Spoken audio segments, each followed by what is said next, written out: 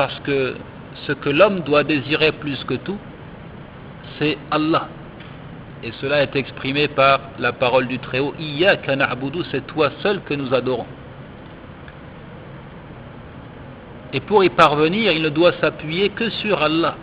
Il doit placer toute sa confiance en Allah. Et c'est pourquoi nous disons également Wa iyyaka nasta'in.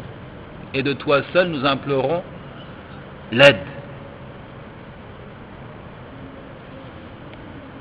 فإذا تدبر الإنسان حال نفسه وحال جميع الناس وجدهم لا ينفكون عن هذين الأمرين لابد للنفس من شيء تطمئن إليه وتنتهي إليه محبتها وهو إلهها ولابد لها من شيء تثق به وتعتمد عليه في نيل مطلوبها وهو مستعانها سواء كان ذلك هو الله أو غيره وإذا كان فقد يكون عاما وهو الكفر كمن عبد غير الله تعالى مطلقا وسأل غير الله تعالى مطلقا وقد يكون خاصا في المسلمين مثل من غلب عليه حب المال أو حب الشخص أو حب الرياسة حتى صار عبدا لذلك. Si l'individu méditait sur sa personne et sur ce qui caractérise les hommes d'une manière générale, il trouverait qu'il ne se sépare pas de ces deux points. Toute âme a besoin d'une chose qui lui procure la quiétude, à qui elle voue son amour. Toute âme a besoin d'une chose qui lui procure la quiétude et à qui elle voue son amour, et qui mérite donc l'appellation de divinité. C'est cela qui est sa divinité. Elle a aussi besoin d'une chose sur laquelle elle se repose, sur qui elle compte pour l'obtention de ce qu'elle recherche, pour la réalisation de ses projets.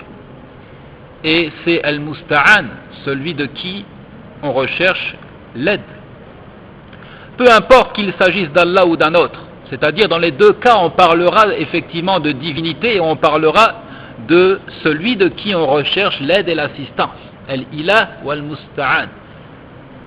Bien entendu, ce qu'Allah attend de nous, c'est que l'on fasse de lui notre unique divinité et notre unique soutien. Alaysa Allahu bikafin abda, Allah ne suffit-il pas pour son serviteur? La réponse est oui, Allah suffit pour son serviteur. Wa ala Allahi falyatawakkalil mu'minun. Et en Allah, les croyants doivent placer leur confiance. S'il s'agit d'un autre que Allah, il se peut que ce soit général, et on parlera alors de mécréance, c'est-à-dire que l'individu désire absolument autre chose qu'Allah, et il recherche l'aide d'un autre que Allah de manière absolue. Dans ce cas-là, on parle de mécréance. Ça, c'est la situation des mécréants. Comme le cas de celui qui adore un autre que Allah de manière absolue, tout comme il se peut que ce soit plus spécifique et s'applique au cas du musulman qui finit par trop aimer l'argent ou une personne ou encore la notoriété et le pouvoir jusqu'à s'en rendre esclave. Mais il y a toujours dans le cœur de cet individu une portion de foi, ainsi ce n'est qu'il n'a pas placé toute sa confiance en Allah et il ne désire pas exclusivement Allah. Donc ici, on ne pourra pas parler de mécréance avant d'avoir apporté des précisions sur le cas de cet individu. Jusqu'à quel point est-ce qu'il s'est rendu esclave d'une créature? Donc ça, c'était une cinquième idée. Ubudiyatullah mulaimatun li haqiqati l'insan wa jibillati wa mustaw'ibatun li maqasidi wa a'mali. L'adoration d'Allah est inscrite dans la nature de l'homme. Elle recouvre toutes ses aspirations, elle répond à toutes ses préoccupations.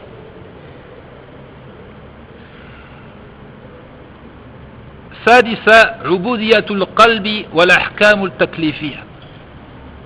L'asservissement du cœur et les règles injonctions. Nous allons voir comment est-ce que les règles injonctions s'appliquent aux œuvres produites par le cœur. Les règles d'injonction, je vais les résumer brièvement.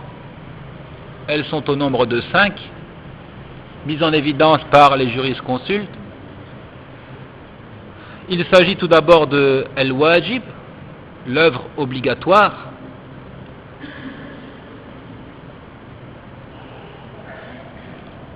Défini comme étant ma talabahu shari' talaban jazima, ce que Allah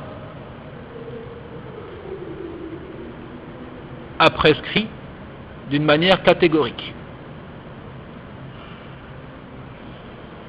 Puis vient en deuxième position al-masnoun ou encore al-mustahab,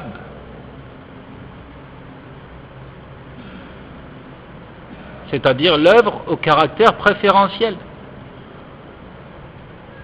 l'œuvre surérogatoire, définie par les érudits comme étant ma talabahu shari' talaban ghayra jazim, ce qu'Allah a prescrit, mais pas d'une manière catégorique. Puis en troisième position, il y a al-mubah, l'œuvre d'un caractère neutre, ma la yata'allaqu bihi thawab wa l'iqab, ce qui n'est pas concerné par le principe de rétribution ou au contraire de punition, ce qui n'est pas concerné par le principe de rétribution, de salaire lorsqu'on accomplit une telle œuvre, ou au contraire de punition et de châtiment. C'est d'un caractère neutre. Puis vient en quatrième position al-makruh, qui aurait pu être mis en vis-à-vis avec l'œuvre d'un caractère préférentiel. Makruh, c'est-à-dire une œuvre jugée détestable, dont l'abandon est préférable, dont l'abandon, la non-réalisation est préférable au fait de la réaliser. Ma talaba shari'u tarkahu talaban ghayra jazi, défini par les érudits comme étant ce qu'Allah a demandé de délaisser, mais pas d'une manière catégorique. Et enfin, en dernière position, al-haram, ou bien al-mahzour, l'interdit, l'illicite. Ce que Allah a demandé de délaisser d'une manière catégorique. Voyons donc la relation de ces règles d'injonction avec le cœur.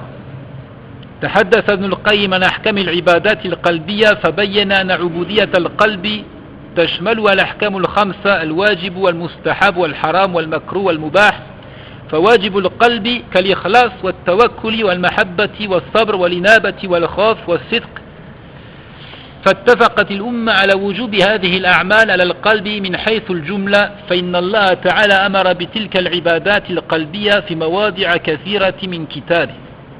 Ibn Qayyim al-Jawziyya a mis en évidence que le cœur, dans les actes qu'il produit, dans les adorations qu'il produit, est concerné par les 5 règles d'injonction. Est concerné par les 5 règles d'injonction.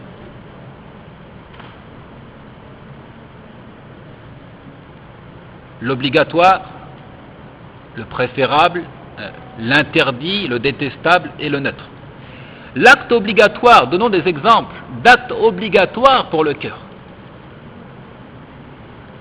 Comme la pureté de l'intention, c'est-à-dire de n'œuvrer que pour la satisfaction d'Allah. Comme la confiance, l'amour, la patience, le repentir, la crainte, la sincérité. La communauté est unanime quant au caractère obligatoire de ces œuvres pour le cœur de manière globale. Certes, Allah subhanahu wa ta'ala a ordonné ces adorations à maintes reprises dans son livre, et la règle dit Al-amru yadullu ala al-wujub, malam yasrifu sarifun. La règle dit que l'ordre indique le caractère obligatoire d'une œuvre, l'ordre, la forme impérative, indique à l'origine le caractère obligatoire d'une œuvre. À moins qu'une indication supplémentaire vienne nous renseigner sur le fait que cet ordre indique simplement le caractère préférentiel d'une œuvre. Mais à l'origine, toutes les fois qu'on trouvera une forme impérative dans le texte révélé, cela nous indique que cette œuvre est obligatoire. Par exemple, en ce qui concerne la pureté de l'intention, وَمَا أُمِرُوا إِلَّا لِيَعْبُدُوا اللَّهَ مُخْلِصِينَ لَهُ الدِّينَ حُنَفَاءَ. Il ne leur a été commandé cependant que d'adorer Allah, lui vouant un culte exclusif. Au sujet de la confiance, il dit subhana in kuntum amantum billah fa'alayhi tawakkalu in kuntum muslimin. Si vous croyez en Allah, placez votre confiance en lui si vous êtes soumis. Placez votre confiance en lui si vous êtes soumis. À propos de l'amour, ce sont simplement des exemples pour illustrer, on ne peut pas citer tous les versets.